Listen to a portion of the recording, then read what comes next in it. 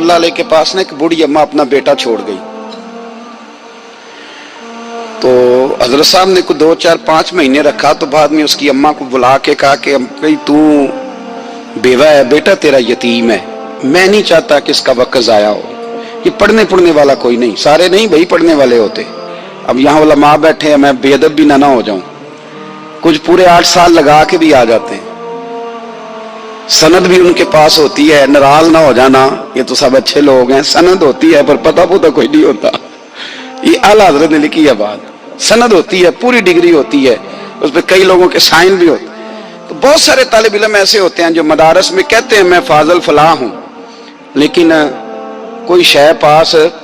तो मौलाना सरदार अहमद साहब मुहद्दिस आज़म पाकिस्तान रहमतुल्लाह अलैह उस बूढ़ी को कहने लगे तेरा बेटा कुंद देना, पढ़ना पढ़ाना इसने कुछ भी नहीं, तो यतीम बच्चा है, कल को तो कहेगी कि मेरे बेटे ने वक्त जाया किया तो वापस ले जाओ। बूढ़ी अम्मा रोने लग गई, कहने लगी मैं पढ़ाने तो नहीं लाई थी, मैं तो आपको रब का वली समझती हूँ, मैं तो नौकरी कराने लाई थी, नौकरी। हजरत अनस बिन मालिक कहते हैं मेरी अम्मा भी हुजूर की बारगाह में दे गई थी, हुजूर की बारगाह में। ये नहीं कहा था कि या रसूलल्लाह पढ़ा दें, हाँ हाँ मैं जिम्मेदारी से बात कर रहा हूँ। ये नहीं कहा था हुजूर मुजाहिद बना दें, ये थोड़ी कहा था कि या रसूलल्लाह सल्लल्लाहु तआला अलैहि वसल्लम से मुफस्सिर, मुहद्दिस, मुहक्किक, मुफ्ती बना दें। हजरत अनस की अम्मा कह गई थी सोनिया जब तक ये रहेगा ना आपकी नौकरी करेगा, ये घर के काम काज करेगा, ड्यूटी करेगा, हुजूर ये आपकी नौकरी करेगा। तो मेरे महबूब ने फिर दुआ कर दी, अल्लाह इसे बरकत अता फरमा। तुम समझता है खिदमत वाला खाली रह जाता है? जितना जायका खिदमत वाले को मिलता है, जो उसके नसीब में आता है, वो किसी का नसीब कहां भाई।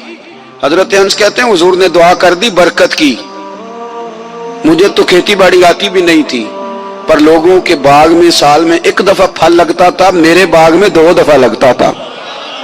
हुजूर ने दुआ कर दी अल्लाह इसे औलाद दे।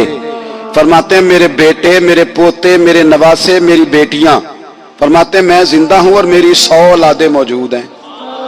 परेशान हो गया 100 सुन के बच्चे 2 ही अच्छे, 100 औलादे मेरी मौजूद हैं। हजरत अनस भी मौलाना सरदार अहमद साहब के पास ना छोड़ गई बच्चा, कहने लगी हजरत जी मैं को पढ़ाने के लिए थोड़ा छोड़ गई हूँ, मैं तो इसलिए छोड़ के गई हूँ कि आप मेहरबानी करें, खिदमत कराएं। तो हजरत जी कहने लगे कोई ऐसा काम ही नहीं, खिदमत वाला क्या कराऊं। कहने लगी पट्ठे पवा लिया करो जी।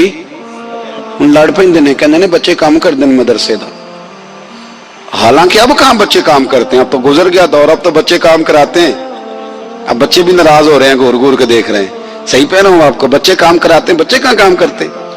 कहने लगी ये चारा डाले करेगा आपकी भैंसों को। तो हजरत ने उसको कहा कि बीबी चारा मेरी भैंसों को डालने के लिए मैंने बंदा रखा हुआ है, वो तू जा ले जा। कहने लगी हाथ बांध के हुजूर मेहरबानी करें रख ले, चारा डालेगा। और पुत्र तवज्जो से चारा डालना हजरत की भैंसों को। रोने लगी, हजरत ने रख लिया, महीने का खर्चा भी देते। शाम को ना वो सारा दिन काम करता, शाम को आके पैरों में भी बैठ जाता, हजरत जी लाएं तेल थोड़ा सा, पैर ना दबा दूं।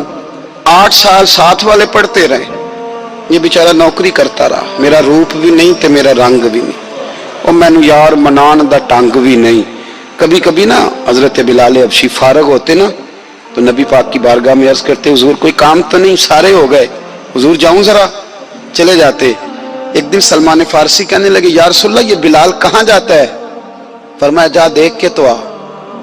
हजरत सलमान वापस आए तो आके रोने लगे, कहने लगे सोनिया जब यहां से जाता है ना तो जाके सैयदा फातिमा की चक्की पीसनी शुरू कर देता, बीबी साहबा के काम करने लगता है, घर में जाके असनैन की ड्यूटी करता है, वहां भी काम यहां भी काम।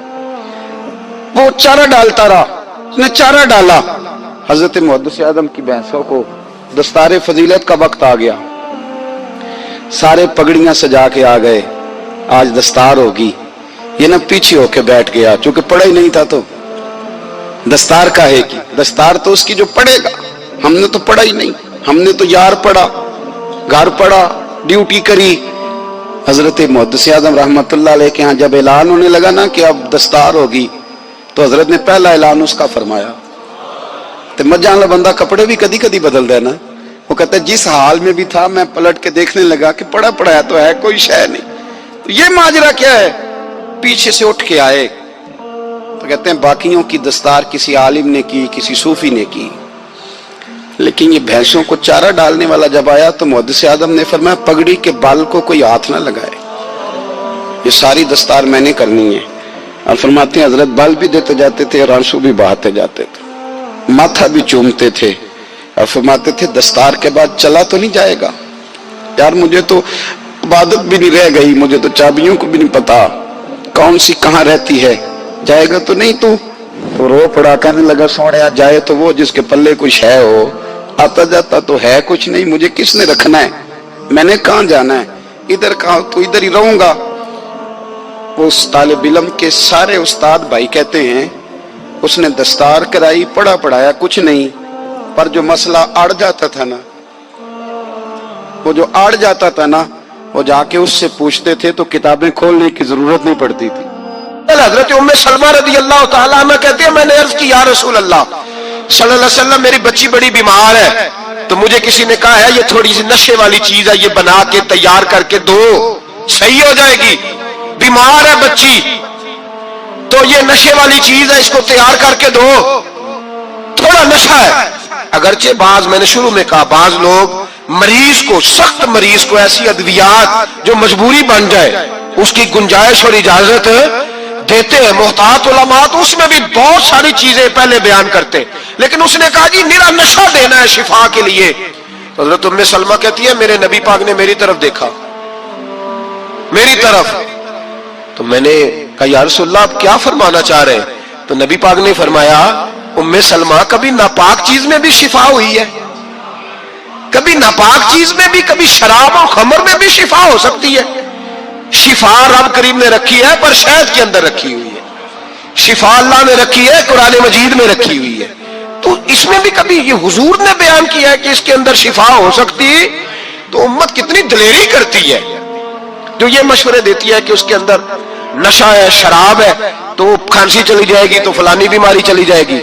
نہ آؤ ان چیزوں پہ, نہ اپنے ایمان کو خرابی دو, اور نہ ایسی باتیں کرو جس سے کہ ڈائریکٹ رسول اللہ صلی اللہ علیہ وسلم کے واضح ارشادات کی مخالفت ہو. میرے نبی پاک صلی اللہ علیہ وسلم نے فرمایا, اور پھر کچھ لوگ کہتے ہیں تھوڑی پی ہے جی.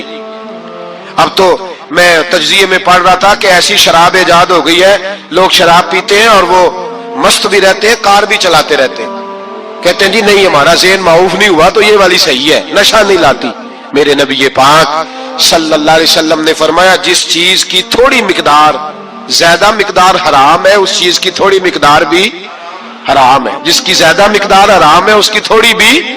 تو خمر اور شراب اگر فل پینا جائز نہیں تو تھوڑی پینا بھی جائز, یہ حرام ہے اور حرام تھی اور قیامت تک حرام ہی رہے گی. میرے نبی پاک صلی اللہ علیہ وسلم نے منع کیا اور حضور نے اظہار ناپسندیدگی فرمایا, اور میں 40 دن تو عبادت ہی قبول نہیں ہوتی شراب پینے والوں جب تک سچی توبہ نہ کرے. یہ لفظ جب ادا کرتا ہوں تو شرم سے میری زبان لڑکھڑاتی ہے کہ یار درباروں پہ بھی نشہ بکتا ہے. میں یہ بات کر رہا ہوں صوفیاء کا ترجمان, درباروں پہ, مزاروں پہ, اور سجادہ نشینوں تمہیں زمین نگل جائے, آسمان تمہیں لے اڑے, تم پر قہر نازل ہو, تم نے باپ دفن کر کے تو وہاں نشے کا اڈا بنا لیا, ماؤں سے بیٹے چھیننے لگے ہو, عورتوں کے سروں سے کپڑے چھیننے لگے ہو, سہاگ مارنے لگے ہو, بیٹیاں اور بیٹے یتیم کرنے لگے ہو.